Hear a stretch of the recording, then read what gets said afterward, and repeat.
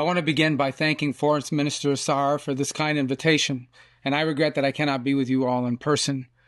Golda Meir once said, "It took Moses 40 years to find the only place in the Middle East with no oil."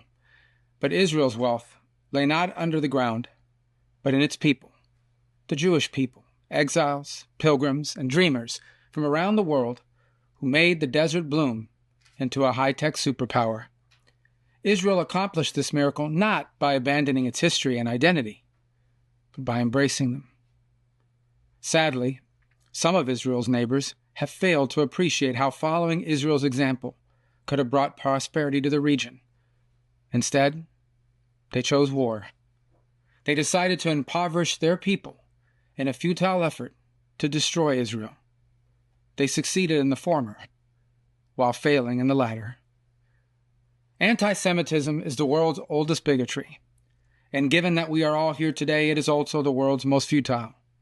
Egyptian pharaohs, Roman emperors, Persian shahs, and Middle Eastern despots have sought to destroy the nation of Israel.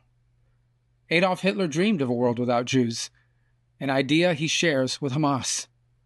Today, these regimes and empires have crumbled into dust, but Israel stands, and the Jewish people prosper.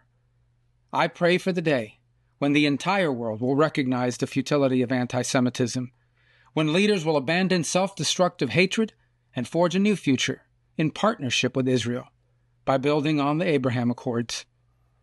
Under President Trump's leadership, there are signs that the future may be closer than we dared dream. But only if we can overcome the futile, persistent evil of anti-Semitism can we reach that future.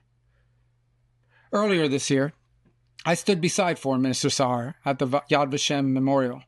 I remembered the millions of Jews who were slaughtered and reflected on the meaning of the words, "never again." The importance of those words were brought home to every American last week when Yaron Lashinsky and Sarah Milgram were murdered in cold blood outside of the Capitol Jewish Museum here in Washington, D.C. Yaron was a Christian born in Germany who came to love the Jewish state. Sarah was from Kansas and loved Yaron. They dreamed of marrying in Jerusalem, and instead, they were cut down in cold blood by a monster who did not care about Yaron's faith or Sarah's background.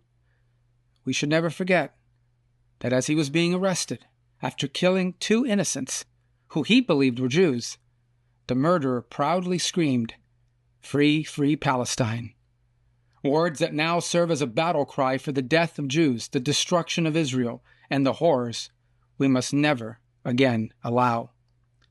There can be no compromise with anti-Semitism. There can be no nuanced separation of hatred of Israel and hatred of the Jewish people. Those who call to boycott Israel are calling for the boycott of their Jewish neighbors and classmates. Those who call for violence against Israelis are calling for violence against Jews. Those who call for the destruction of Israel are calling for the destruction of the Jewish people.